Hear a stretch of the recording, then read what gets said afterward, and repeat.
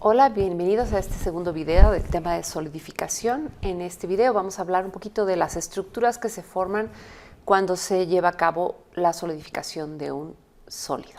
De acuerdo a lo que vimos en el video anterior, una vez que se ha formado el núcleo sólido que ya cumple con el radio crítico, el crecimiento va a ocurrir cuando los átomos se asocian a la superficie sólida. Recordamos que en una nucleación heterogénea, el núcleo va a estar sujeto a una superficie, que en este caso podría ser las paredes del contenedor donde se contiene el líquido fundido. Y es importante aclarar que el crecimiento va a depender de la forma en que se extrae el calor del sistema sólido líquido. Y vamos a estar liberando dos tipos de calor: el calor específico del líquido y el calor latente de fusión. El calor específico del líquido es aquel calor que es requerido para cambiar en 1 grado la temperatura de una masa, y el calor específico es el primero que debe de eliminarse.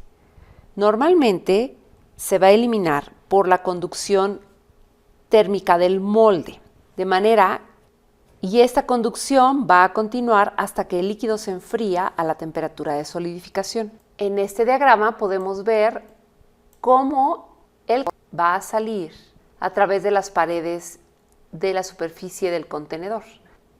En este caso, esta sería la superficie, este sería el primer núcleo, que en este caso lo definimos como una protuberancia, y ya que el calor se va a extraer de esta forma, los átomos van a empezar a crecer en la dirección contraria y se va a presentar un crecimiento columnar.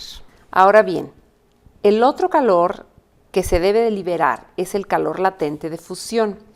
El calor latente de fusión representa la energía generada cuando la estructura líquida se transforma en una estructura cristalina más estable.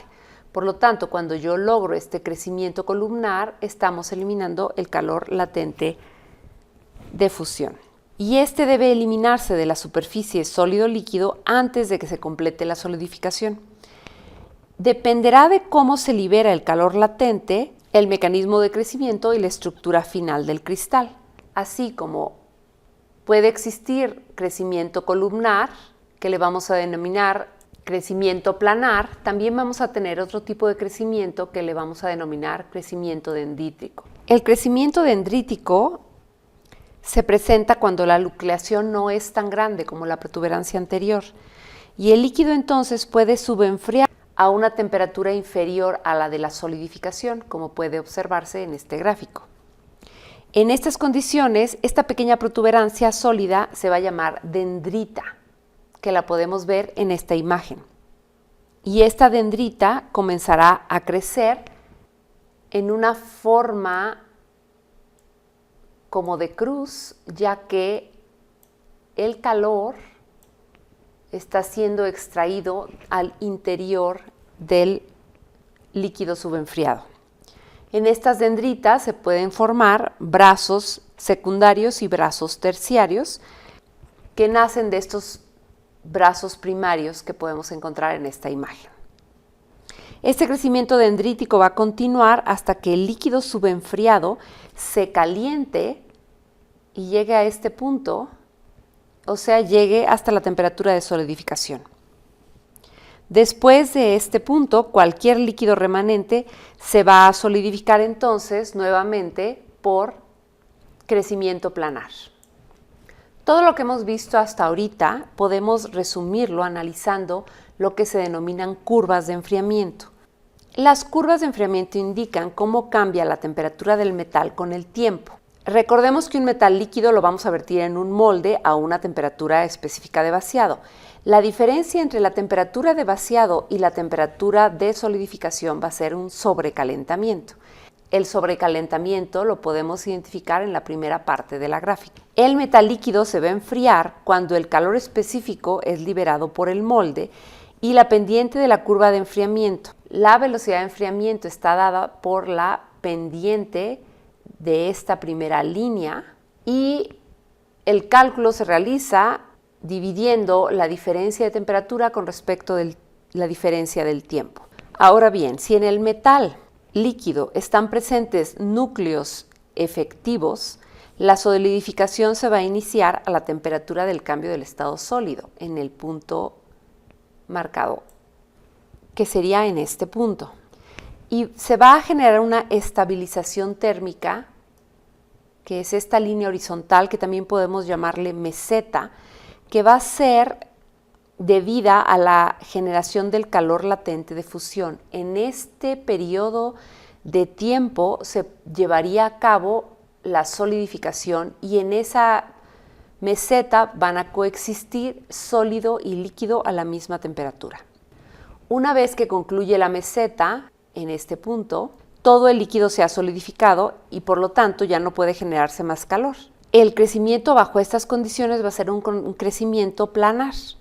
Ahora bien, el tiempo total de solidificación de cualquier fundición va a ser el tiempo que se requiere para liberar tanto el calor de sobrecalentamiento hasta la solidificación total. Este primer gráfico presenta el proceso teórico de solidificación.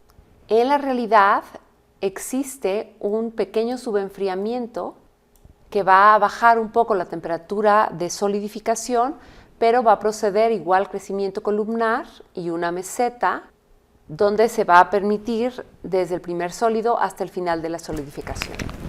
Sin embargo, en metales puros, debido a la escasa nucleación, estamos hablando de una nucleación homogénea, vamos a requerir que se lleve a cabo un subenfriamiento que va a bajar debajo de la temperatura de solidificación, como lo muestra la tercera figura de la diapositiva, donde vamos a tener en esta parte un crecimiento dendrítico muy pequeño.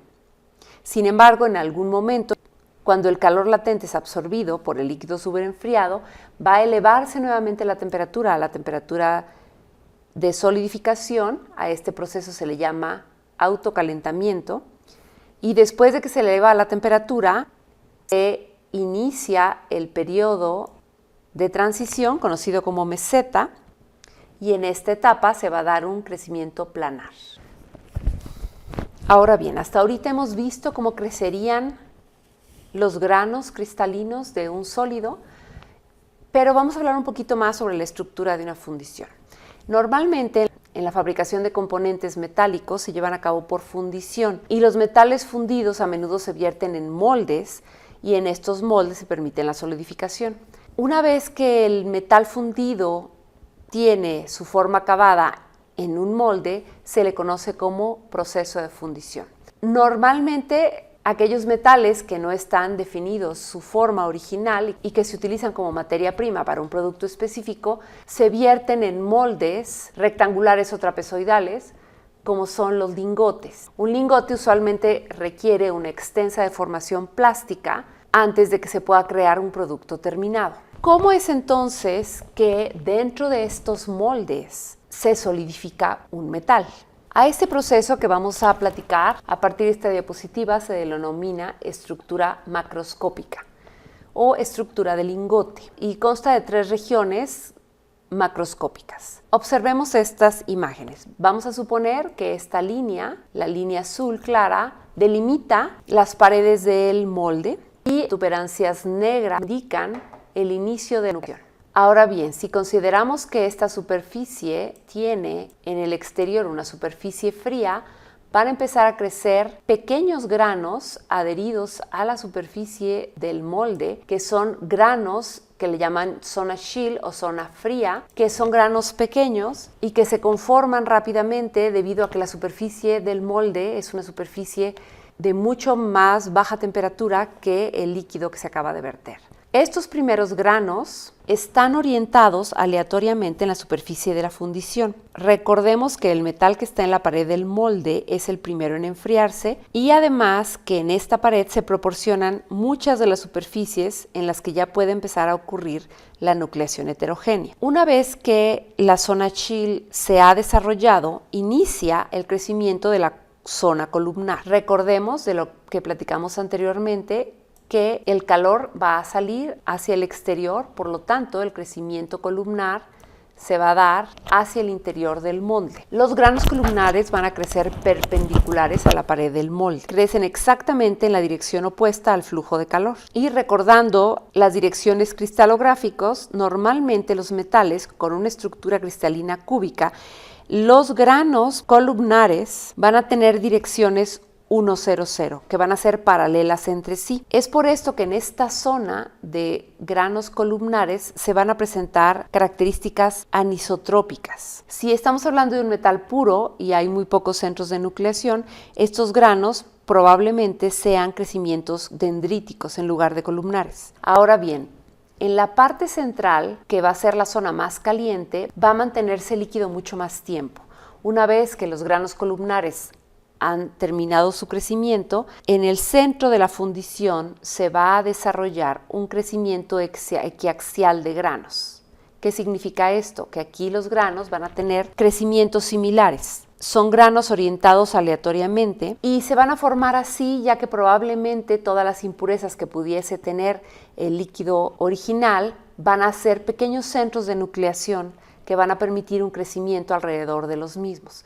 Y como la temperatura o la velocidad de crecimiento va a ser diferente al crecimiento columnar, se va a generar una nucleación adicional que me va a permitir el crecimiento de este tipo de granos. En esta porción de la fundición, el comportamiento va a ser isotrópico. Ahora bien, regresemos a la zona chill. La zona chill, que es la zona fría, va a depender de varias condiciones, principalmente el tipo de material con que está desarrollado el molde, la temperatura del líquido que tenía antes de verterlo en el molde, también la temperatura del molde. El molde puede estar frío o puede estar precalentado, y también la conductividad del molde. Recordemos entonces que la zona chill va a disminuir, va a ser menor si el metal trae un sobrecalentamiento, y si precalentamos el molde va a hacer que la zona chill prácticamente desaparezca. Ahora hablemos de la zona columnar. Recordemos que se va a originar posterior a la zona chill y va a continuar su crecimiento hacia el centro del lingote. Son granos que están orientados para un crecimiento rápido. Normalmente la orientación va a ser 1, 0, 0 y va a presentar un crecimiento paralelo a la dirección de extracción del calor. En esta zona se produce anisotropía de sus propiedades mecánicas. Y no queremos anisotropía en las propiedades mecánicas porque van a ser muy desiguales. Entonces es indispensable que deformemos este tipo de materiales posteriormente para dar un uso particular. En los granos equiaxiales se pueden formar ya sea porque algunos granos de la zona chill sean barridos y sean arrancados de las paredes del molde por algún tipo de corriente con el líquido hacia el interior del lingote, y pueden servir como cristal semilla dentro del lingote, o bien puede ser que haya alguna impureza que también permita zonas de nucleación al centro del líquido. También algunos de los brazos secundarios y terciarios de las dendritas pueden romperse en algún movimiento del líquido y también formar centros de nucleación. Esta es una macrografía, esta es una imagen de cómo en la realidad se pueden ver en una fundición los granos columnares. Observen que este es una probeta cilíndrica, por lo tanto los granos podemos observar en la parte de la orilla una muy pequeña área de granos fríos, de zona chill, y la mayor parte de la fundición tiene granos columnares orientados hacia el centro. Y justo en el centro de la muestra podemos encontrar muy poquitos granos equiaxiales. Hablando de los procesos de fundición, existen 4 típicos procesos de moldeo para fundición. El primero es el moldeo en arena, que es el que vemos en la imagen del inciso A. En la arena arcillosa se compacta alrededor de un modelo y los corazones de arena pueden producir cavidades internas en la fundición, y una vez que yo vacío el metal en esta cavidad va a tomar la forma del corazón de arena. Otro tipo es el proceso de molde permanente, que lo vemos en el inciso B, en el cual el metal se cuela en un molde de hierro. Esto es un molde o un molde de acero. Existe también el molde en coquilla, que es el que observamos en la imagen del inciso C, dentro de un dado metálico o de una coquilla. Tenemos también el moldeo por revestimiento, que es el inciso D, En este proceso, un molde o modelo de cera, como es esta imagen verde, es cubierto por un material cerámico que después se cose y se funde la cera. Una vez cocido el material cerámico, puede actuar como molde y puede recibir el material fundido. Los principales defectos pueden ser cavidades al centro del molde o pueden ser rechupes, pero para evitar este tipo de defectos de solidificación se utilizan mazarotas, que son extensiones del molde que no forman parte de la pieza, pero que permiten vaciar el metal fundido hasta esta superficie y entonces lograr que el rechupe se dé sobre la mazarota.